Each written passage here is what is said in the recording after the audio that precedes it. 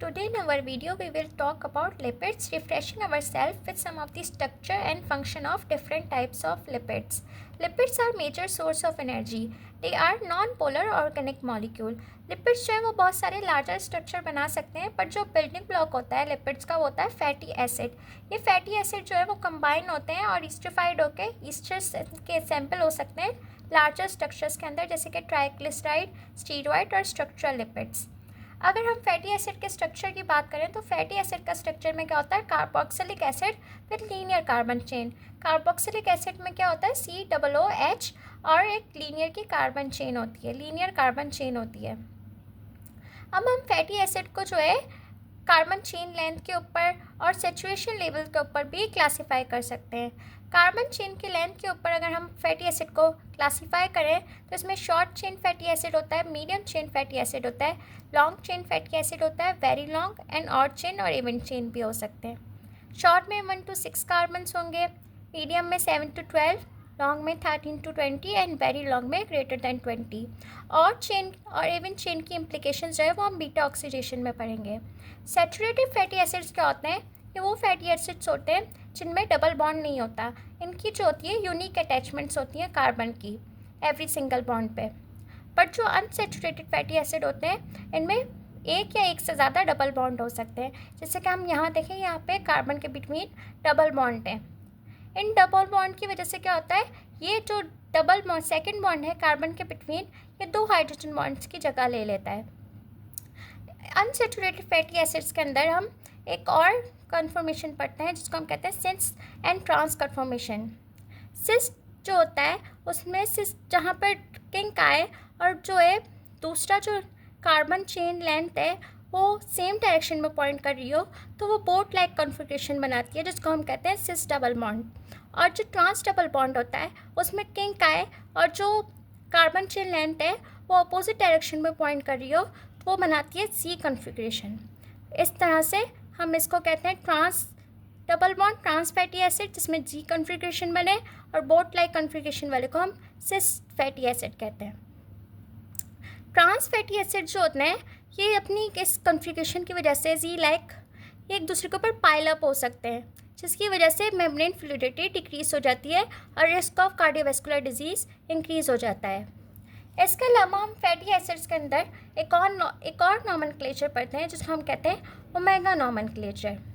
इसमें क्या होता है, हम कार्बोक्सिलिक एसिड से अपोजिट एंड में जो होता है मिथाइल ग्रुप, उसके बाद जो कार्बन आता है उसको काउंट करते हैं. जैसे ये कार्बोक्सिलिक एसिड है उसके अपोजिट जो है वो मिथाइल एंड है.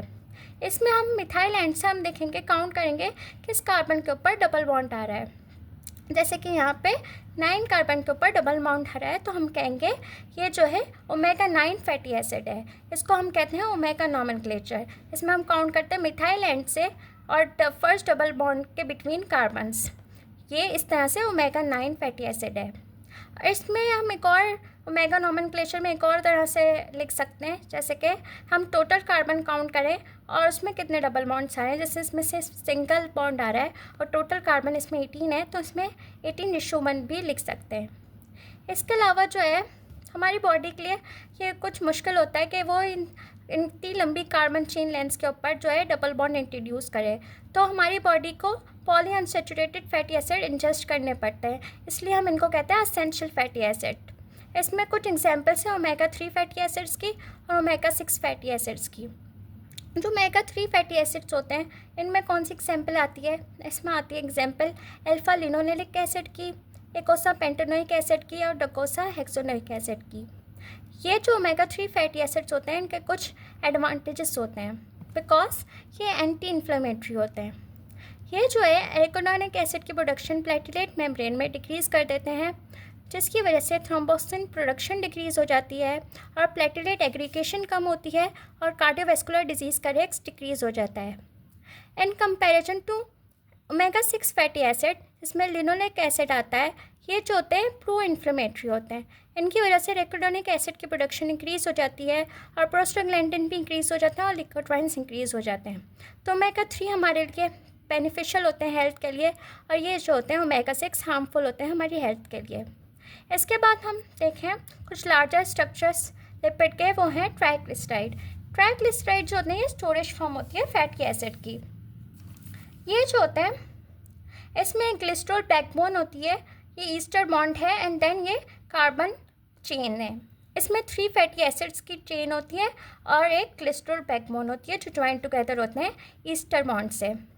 ये स्टोरेज फॉर्म होती है फैटी एसिड्स के और इनको हम ड्यूरिंग नीड हम बीटा ऑक्सीडेशन के थ्रू कैटाबोलाइज कर सकते हैं।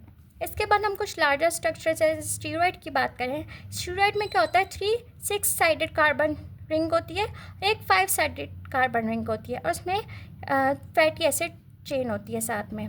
इसको हम कहते हैं स्टीरॉयड। इसके एग्जाम्पल होते हैं कोलेस्ट्रॉल। अब कोलेस्ट्रॉल के फंक्शन की बात करें तो ये मेम्ब्रेन फ्लूइडिटी इंक्रीज़ करता है, ये प्रिकर्सर होता है कुछ हार्मोन, बाइल एसिड्स और विटामिन्स के लिए। और ये जो है कोलेस्ट्रॉल हम ऑब्जॉर्ब भी करते हैं डाइट से और सिंथेसाइज भी कर सकते हैं टीनोमो। इसका हम कोलेस्ट्रॉल ईस्टर जो होता है ये बस एक फैंसी टर्म है डाइटरी लिपिड के लिए। इसमें बस एक long chain of fatty acid होती है। इसका बिल्कुल सिमिलर स्ट्रक्चर है स्टीरॉयड की तरह, बस इसमें एक लॉन्ग चेन फैटी एसिड आ जाती है एक और, जिसकी वजह से हम इसको कहते हैं कोलेस्ट्रॉल ईस्टर। इसके अलावा और लार्जर लिपिड्स की बात करें तो स्ट्रक्चरल लिपिड्स होते हैं जिनके एग्जाम्पल हैं फॉस्फोलिपिड, स्फिंगोलिपिड्स एंड ग्लाइकोलिपिड्स। ये जो होते हैं सेल मेम्ब्रेन के कंपोनेंट्स बनाते हैं ये सारे फॉस्फोलिपिड्स, स्फिंगोलिपिड्स, जिसका फंक्शन होता है सिग्नलिंग रिसेप्टर का।